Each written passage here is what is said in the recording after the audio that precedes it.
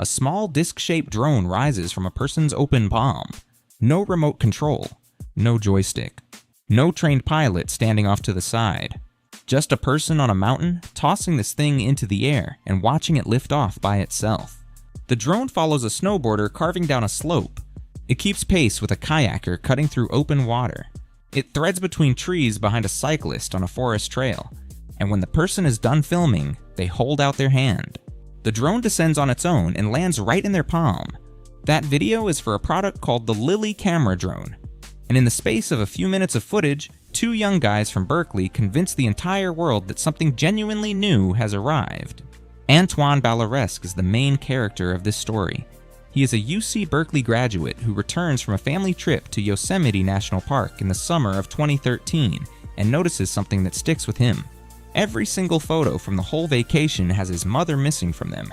She is always the one behind the camera. She never gets to be in the picture. Now that sounds like a small thing, a minor family observation, but for Balaresque, it becomes the entire foundation of what comes next. He teams up with his fellow Berkeley Robotics Lab colleague Henry Bradlow, and the two of them head down to the basement of the lab and start building something. They spend 1.5 years in development, testing and rebuilding and refining. I want you to understand the world they are stepping into. Camera drones exist at this point, but operating one requires a trained pilot, a remote controller, hundreds of hours of practice, and usually a second person managing the camera angle separately. Getting usable aerial footage of yourself doing something athletic or adventurous is genuinely out of reach for the average person. You can already see why what Lily is promising hits so hard. The core pitch is strikingly simple. A small wrist-worn tracking device shaped like a puck. The drone locks onto that tracker using GPS and computer vision. No controller needed. No second person needed. No training required. You throw it into the air and it handles everything else. The specs on paper are serious.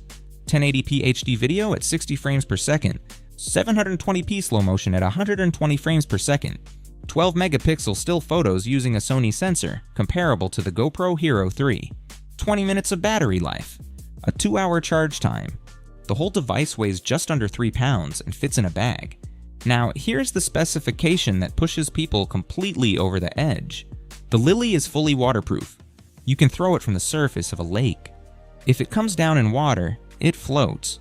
And when the session is done, the drone autonomously descends into the user's outstretched hand. The early bird price is $499.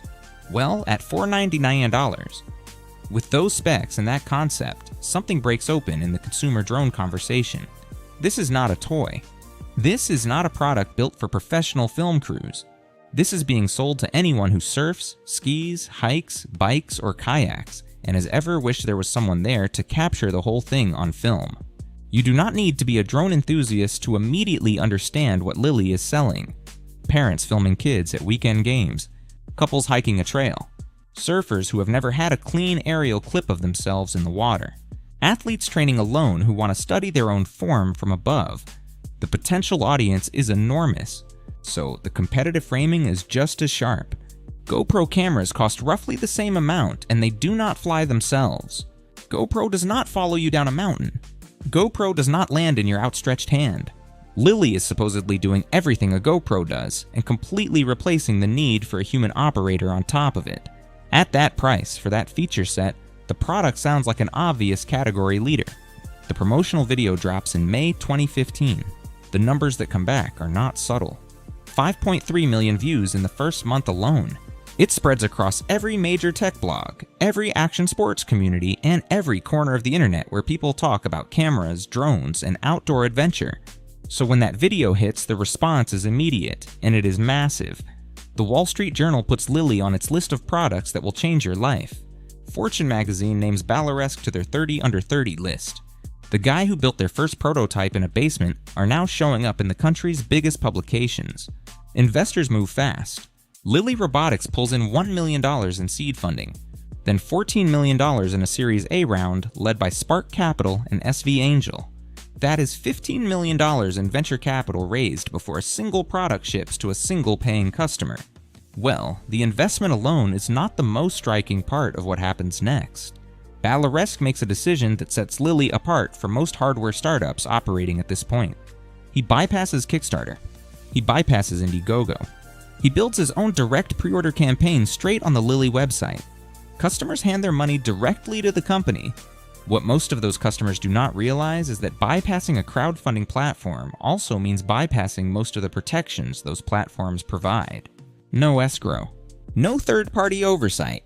No consumer safety net. Just a startup collecting deposits and promising to deliver. By January 2016, Lily announces the numbers. Over $34 million in pre-orders. Approximately 60,000 customers. Buyers from more than 80 countries. Early bird pricing at $4,999 and retail at $9,999. Now the tech press reaches for the biggest possible language. Writers are calling Lily a GoPro killer. The future of action cameras, a product that makes everything before it look clunky and outdated. At the Consumer Electronics Show in early 2016, Lily receives a CES Innovation Award. These go to products that represent genuine forward movement in consumer technology. This is not a small honor. You have to appreciate what this picture looks like from the outside. A viral video with 5.3 million views. Coverage from every major tech publication. Over $34 million from real paying customers. Backing from credible venture capital firms. A major CES award. 2 founders celebrated in Fortune magazine. Every visible signal says this product is real and it is coming. Now this kind of momentum creates a feedback loop. Press coverage draws more investors. More investors draw more press coverage. More press coverage reaches more potential customers. More customers hit the pre-order page. Each wave amplifies the next. I think about what that moment must feel like inside Lily headquarters. The company has more money than most startups ever see. The media is treating the founders like tech visionaries. The product has not shipped yet, but the world is already behaving as if it has. Balaresk is giving interview after interview. He talks about his mother at Yosemite. He talks about giving everyday people access to cinematic footage of their own lives. He is a compelling communicator, and the vision he describes is emotionally clear and accessible. I have to be honest, if that video landed in my feed in May 2015 at a $499 price point, I would have hit pre-order before the video finished playing. The pitch is that clean.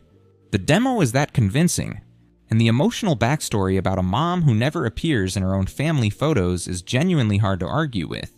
By mid-2016, Lily has built some of the most engaged online communities of any hardware startup around. Forum threads, Facebook groups with thousands of members, Twitter followings built on genuine anticipation, real people sharing real excitement about a product they genuinely believe is arriving. You have to give credit to how clean the communication is. Even as delays begin to stack up, the tone from Lily stays measured and positive. Each update is framed as a natural part of hardware development. There are no admissions of serious trouble. There are no signals of financial distress. The story being told to 60,000 waiting customers is consistent from May 2015 all the way through the end of 2016. The original shipping date is February 2016.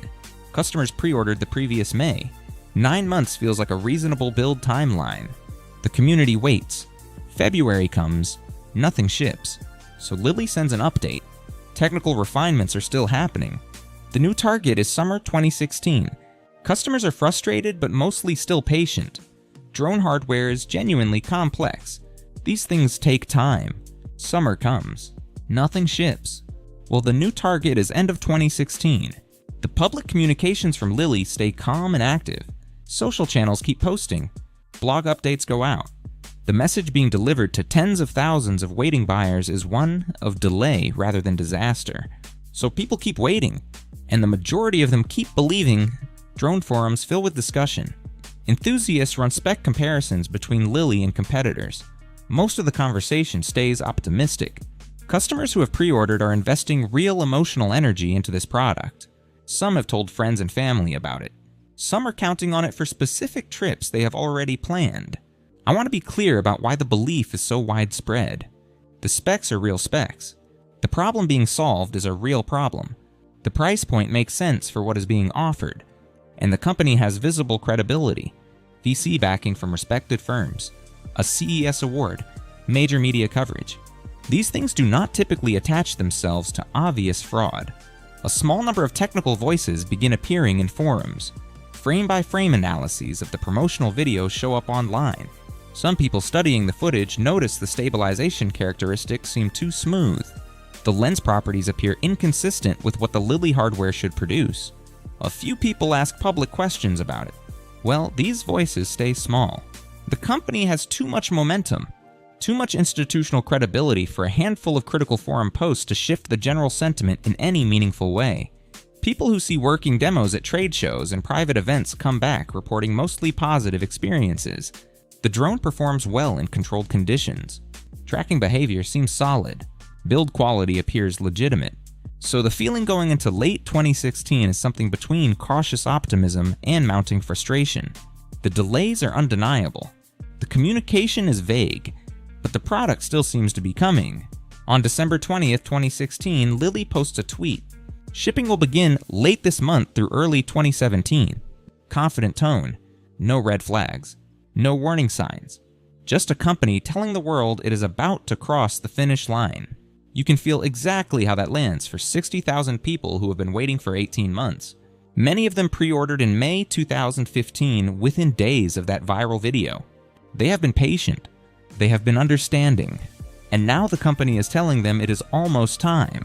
3 weeks later, on January 11th, 2017, every single one of those customers receives an email from Balaresk and his co-founder. The subject line reads, "The adventure comes to an end. Lily is shutting down. The drone is never shipping. Refunds are promised." The following day, January 12, 2017, the San Francisco District Attorney files a civil consumer protection lawsuit against Lily Robotics Inc. The case is titled "The People of the State of California versus Lily Robotics Inc." It runs 30 pages. Well, what that lawsuit reveals should change how anyone reads the entire previous 2 years. That promotional video, the one with 5.3 million views, the snowboarder and the kayaker and the drone landing in the hand. Not a single frame of it was filmed by a Lily drone. Not one frame. The central point of view footage that anchored the whole campaign was captured using a professional DJI Inspire drone. A machine worth over $2,000 requiring 2 trained operators to fly.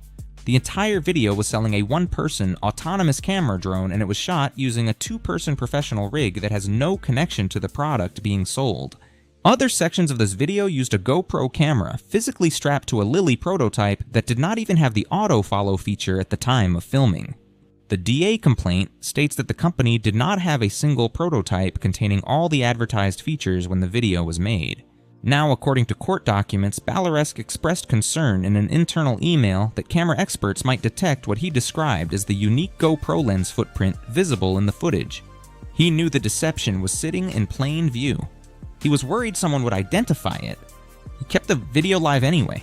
What makes this hit even harder is that the founders apparently coached their hired film director to replicate the exact shooting style the Lily drone was supposed to have.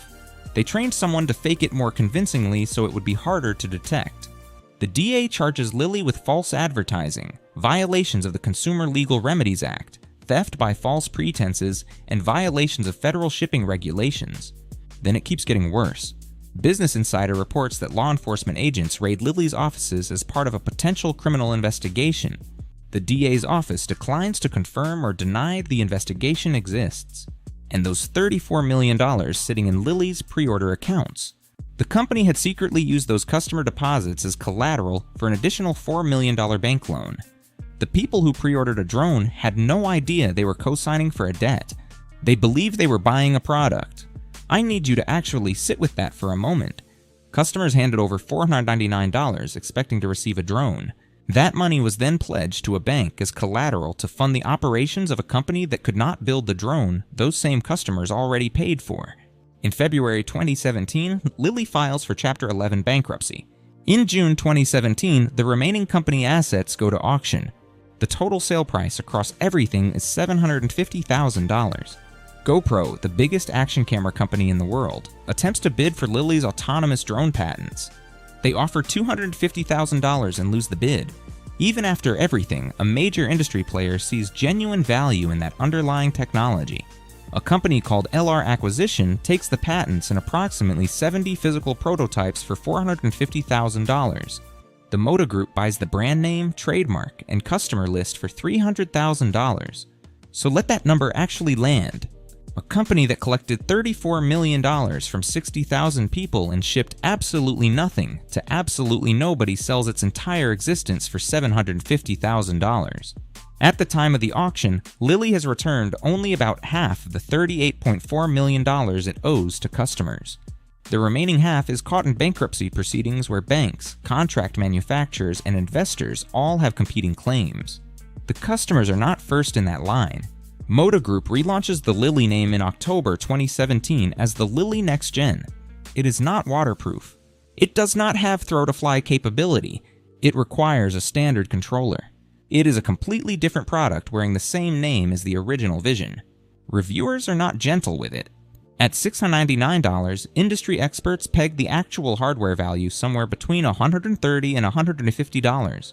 One reviewer describes it as 5 times more expensive than comparable alternatives on the market. The Lilly Next Gen is discontinued by 2019. The Reddit post announcing Lilly's January 2017 shutdown draws over 11,000 upvotes. Customers who waited nearly 2 years share stories of trying and failing to get responses from the company. Many report losing contact entirely and being unable to reach anyone at Lilly about refunds. That community experience is cited directly in the DA lawsuit. The Lilly case also directly changes how the crowdfunding industry operates. Indiegogo subsequently tightens its campaign vetting rules for hardware products in direct response to what happened here.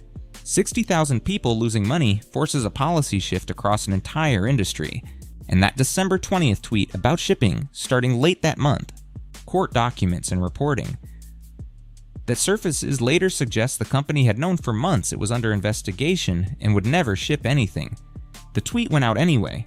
3 weeks before the shutdown email, 60,000 people across 80 countries paid real money for a product that was never built in the form they were shown. The video that sold them was staged from the very first frame. The prototype they were told about could not do what it was advertised to do. The funds they sent in were pledged to a bank without their knowledge. And the last cheerful social media post they received came from people who already knew the company was finished and going away. That is the Lilly camera drone. $34 million. 0 products shipped. One very convincing video that was never real. So, what do you think about the Lilly drone? Was it just a mistake that went too far? Or was it a plan from the start? Share your thoughts in the comment down below. Anyway, thanks for watching, and I will see you in the next one.